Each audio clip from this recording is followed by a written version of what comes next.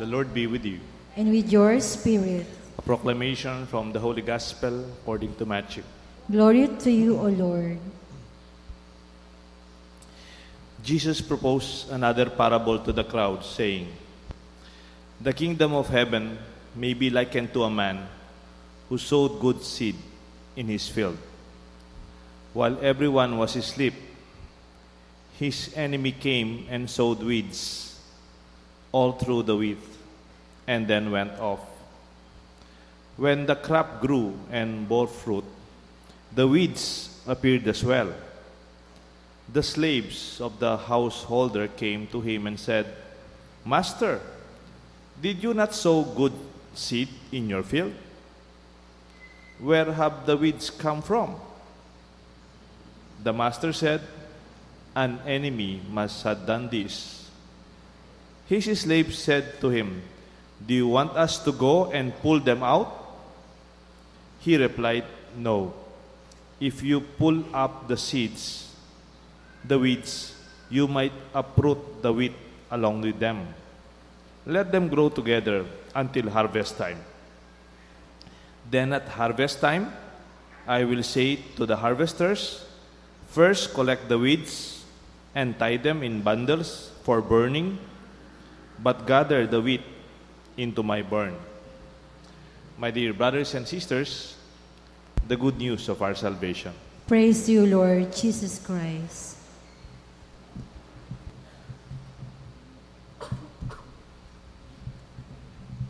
In the name of the Father, the Son, and the Holy Spirit.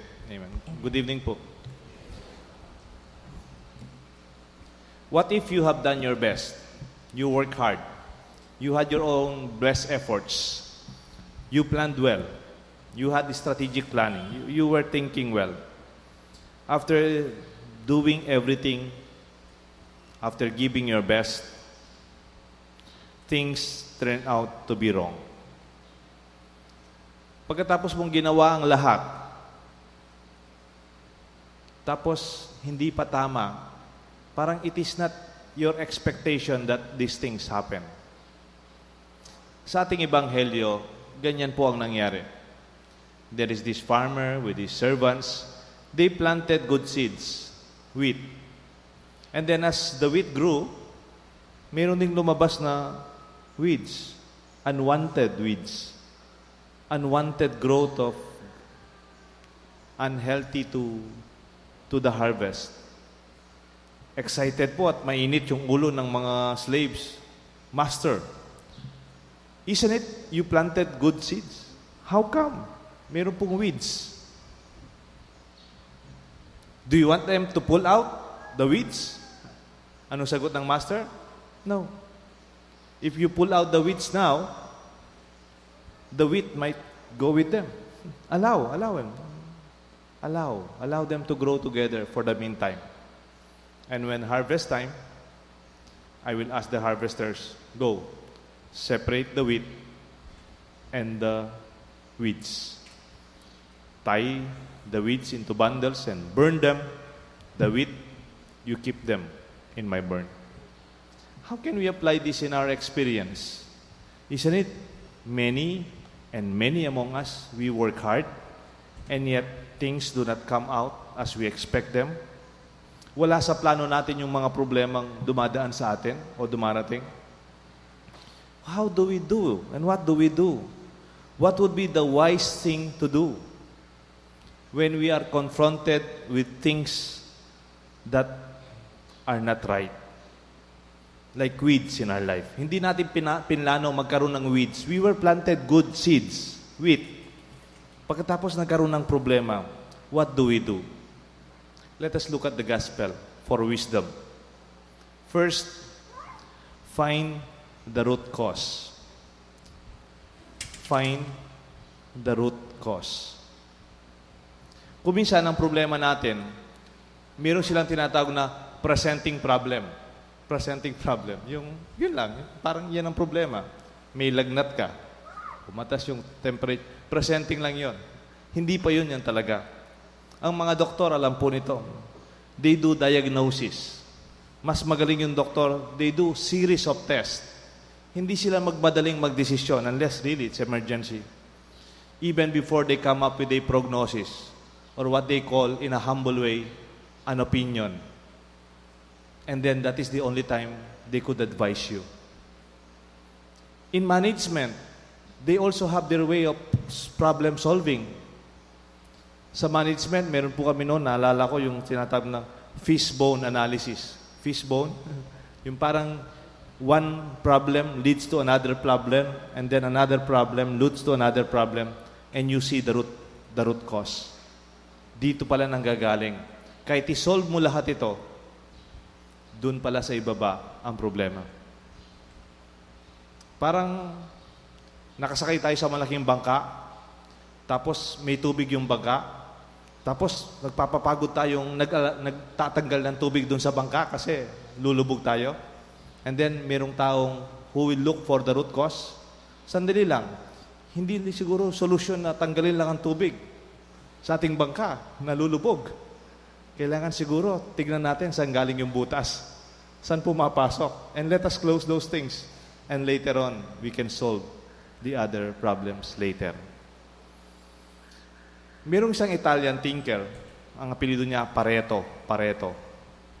From his thinking, sabi niya, hindi naman lahat ng mga bagay na problema, sinasabi natin problema, hindi naman talaga problema. May problemang malaking problema at may maliliit na problema. Kung 100 ang problema mo, sabi niya, siguro 80 lang talaga yung talagang malaking problema na kailangan mong harapin. And the rest will follow. Ang tawag doon dyan sa Pareto diagram, 80-20. Or, in simple language, the trivial many and the vital few. Again, the trivial many and the vital few. Kung minsan, sa dami ng problema, marami sa parte ng problema mo, they are not very vital. They are only trivial. But when you can identify 20 of them that are really the cause, then you have the ability to solve them. Maganda dito sa owner of the land, nung nagsumbong yung mga servants, Lord, Master, let us remove them. He was thinking in another way. There will be something that will be lost. Nandyan yan, yes, but let us look for the root cause. Marami po sa mga magagaling, they do not automatically come up with a solution unless they are sure where the problem is really coming from. Nakakatakot po yung nagbibigay ng solusyon, hindi pa man nag-isip.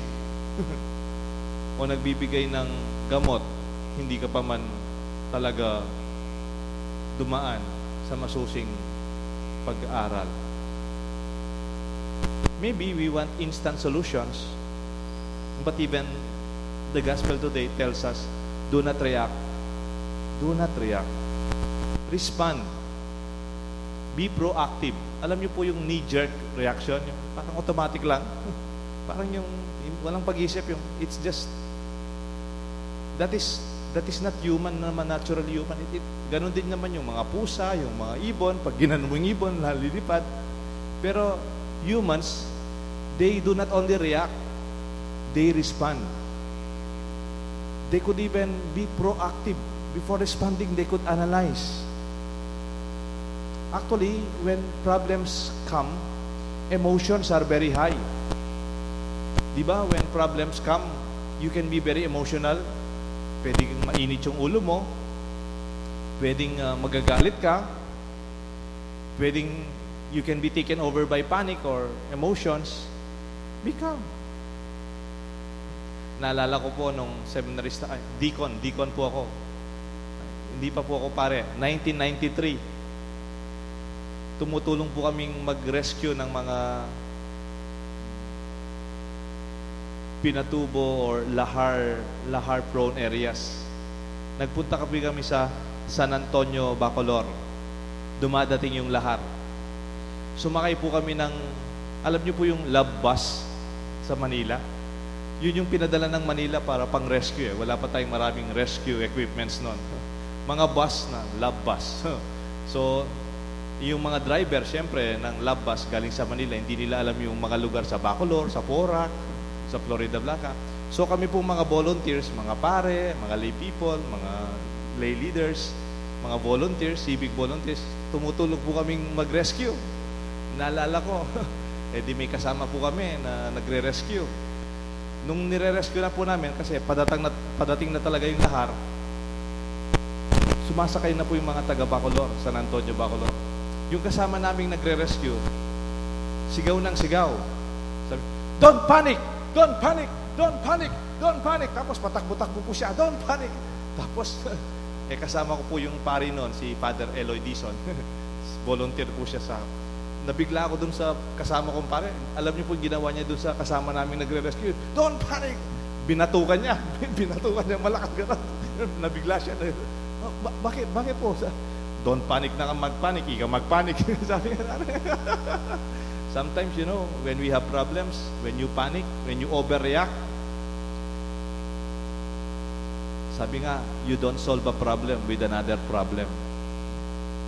Pag may problema, wag mo nang lapatan pang isa pang problema. Kumisan yung init ng ulo natin o yung reaction natin, it creates more problems. I think the gospel tells us to be calm, to find time, be patient, wait for the right time. Do not overreact. If possible, buy more time. When we have problems, lalo naman kung hindi naman emergency na ngayon, kailangan magkaroon ng solusyon, find time. Wait for the right time. Timing is of the essence.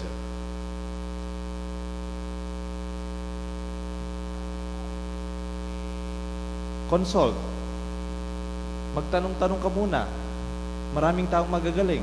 Magtanong ka. You can be very passionate with the problem. Magtanong ka muna. Magpagkwento ka muna. Ask people who are experts sa buhay pamilya, sa negosyo, sa trabaho, sa personal mong buhay. After that, you yourself, think about it. Pray. Pray. And if you find a solution, that is called wisdom. You don't react, you respond. You really look for the real cause, and you really solve the problem. Even sa panahon ng emergency, may tinatawag silang stopgap solution. Stopgap, yung ngayon lang. Pero meron sila talagang sinasabing problem solving. Stopgap, yung emergency measures. Yung ngayon lang. May baha, magbigay tayo ng relief.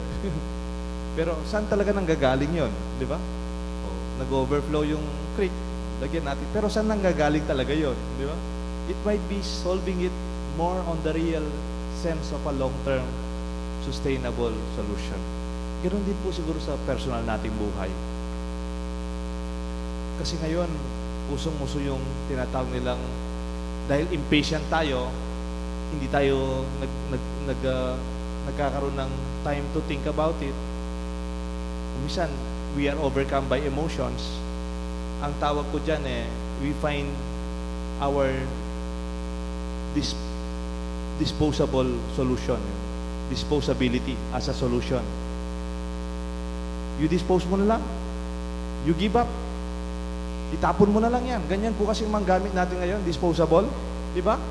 Kaya mga tao ngayon, may problema, let go. Parang instant solution, dispose it. Pero kung minsan may mga problemang hindi naman makukuha sa disposability, di ba? Yan problema mo, yung anak mo. Can you dispose them? Or even your relationship in the family. Or people who are close to you. Or yourself. Minsan may nabasa po akong poster. Ang ganda ng poster. Matanda sila. Nag-anniversary sila ng 65 years na silang mag-asawa. Tapos tinanong sila, when they were asked, how did you manage to stay together for 65 years? Ang sumagot ang babae kasi natutulog yung lalaki. The woman replied, we were born in a time when something was broken, we fix it. We do not throw it away. Ang ganda, no? Noon yung matatanda, pag may problema, hindi nila tinatapon. Gumagawa sila ng paraan at solusyon. Di ba ngayon, even sa marriage, may problema kayong mag-asawa, dispose one another. Sorry po sorry. Pero indirectly, it is also happening. May problema kayo, let go. As if solutions are easy. Matulog ka muna. Take time. Take a break. Time out muna. Think. Reposition yourself. Then maybe, after all, there will be the right timing. Sabi nga, it's up to you. You'd rather run away or you try harder. Di ba po? When we are challenged, one of the hardest decisions you'll have to face in your life is choosing between you'd rather walk away or you try harder. That can be true sa mga estudyante. Mahirap yung napasukan kong kurso. O mahirap yata yung napasukan kong relasyon na to or commitment na to na trabaho. The gospel today invites us to face realities, and even our friends, we can advise them to find wisdom. Find the right time, ang tamang panahon, wait for the harvest time. And that will be the time you can apply the solutions you really want to apply. Not in a hurry, not pressured, but wisely, calmly, in charge. Ako napapansin ko po, pag malakas yung boses ng tao, pag malakas yung boses, sumisigaw, galit na galit, may problema, sumisigaw, malakas yung boses, mainit yung ulo, that is a sign that they are not in control. Di ba? I'll tell you again. Pag may problema, tapos sumisigaw, malakas yung boses, galit na galit, pinapagalitan lahat, and so on, nagmumura, if I may say, isn't it that is a sign that that person is not in control? A person who is in control, breathe in, breathe out. You can just smile and find time to think. I think that is the more human and gracious way of finding solutions when things do not go well. I just want to share with you the prayer of serenity. When you have problems, I hope you have serenity. Ganito lang po yung prayer of serenity. Simple na simple. Lord, give me the serenity to accept the things I cannot change, and the courage to change what I can, and the wisdom to know the difference. Can we all together pray? Together? Lord, give me the serenity to accept the things I cannot change, the courage to change what I can, and the wisdom to know the difference. Amen. May God bless us all. The Father, the Son, the Holy Spirit. Amen.